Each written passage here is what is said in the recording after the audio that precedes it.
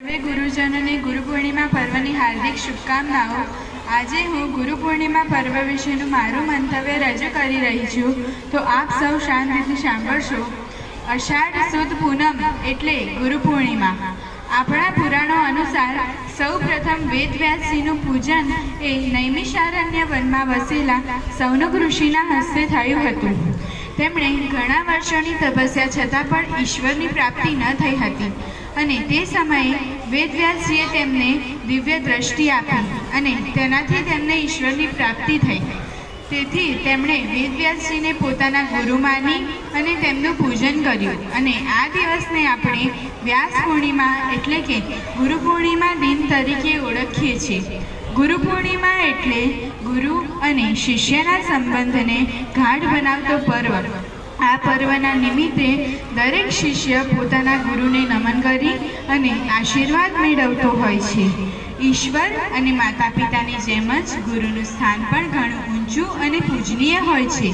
ગુરુ એ દિવ્ય જ્યોતિ છે જે આપણા માર્ગમાં પ્રકાશ ફેલાવે છે। તેથી જ તો કહેવાય છે કે ગુરુર બ્રહ્મા ગુરુર વિષ્ણુ ગુરુર્દેવો મહેશ્વરઃ ગુરુર સાક્ષાત પરબ્રહ્મ તસ્મૈ શ્રી ગુરુવે નમઃ। એટલે કે ગુરુ એ બ્રહ્માની જેમ સદ્ગુણોના સર્જક, વિષ્ણુની જેમ સદવૃત્તિના પાલક અને મહાદેવની જેમ દુર્ગુણોને દૂર કરનાર છે, તેમજ શિવ અને જીવનું મિલન કરાવનાર સાક્ષાત પરબ્રહ્મનું સ્વરૂપ છે। ગુરુ એ જ્ઞાનના સાગર છે। બાળક નાનું હોય અને શાળાના પગથિયા ભરે ત્યારથી જ ગુરુનું કાર્ય શરૂ થઈ જાય છે। જીવનની દરેક પળ પર ગુરુની જરૂર વર્તાય છે, અને આ દરેક પળને સુશોભિત કરનાર આ મહાન આત્માનો જન્મદિવસ એટલે ગુરુ પૂર્ણિમા। गुरु कुंभार शिष्य कुंभ है, घड़ी घड़ी काढ़े खोट, अंतर हाथ सहार दे, बाहर से मारे छोट। गुरु कुंभार અને શિષ્ય કુંભ છે।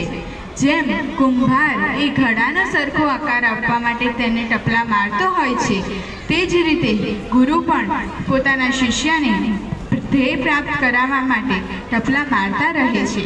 કુંભારનો હાથ જેમ ઘડાને અંદરથી પંપાળતો હોય છે, તે જ રીતે ગુરુ પણ શિષ્યને અંદરથી તો પ્રેમ જ કરતા હોય છે।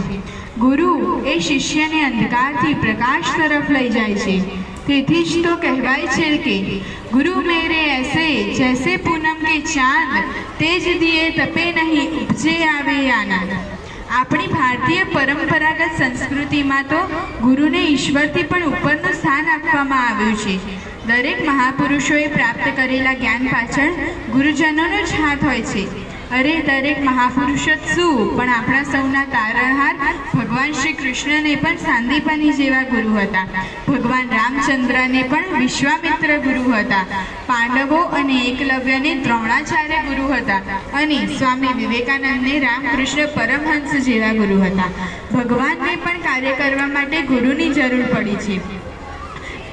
તેથી જ કહેવાય છે કે ગુરુ ગોવિંદો ખડે કાકો લાગુ પાય, બલિહારી ગુરુ આપકી ગોવિંદીઓ બતાય। જેમ બગીચાની સંભાળ માટે માળીની જરૂર હોય છે, તે જ રીતે આપણા જીવનરૂપી ઉદ્યાનની સંભાળ રાખવા માટે એક ગુરુની જરૂર હોય છે। મને ગર્વ છે કે મને મારી શાળામાં ફ્રેન્ડ, ફિલોસોફર અને ગાઈડ જેવા શિક્ષકો પ્રાપ્ત થયા છે। અંતે એટલું કહેતા મારી વાણીને વિરામ આપું છું કે जिसे देता है हर कोई सम्मान, जिसे देता है हर कोई सम्मान, जो करता है वीरों का निर्माण, जो बनाता है इंसान को इंसान, ऐसे गुरु को मेरा कोटि कोटि प्रणाम। ऐसे गुरु को मेरा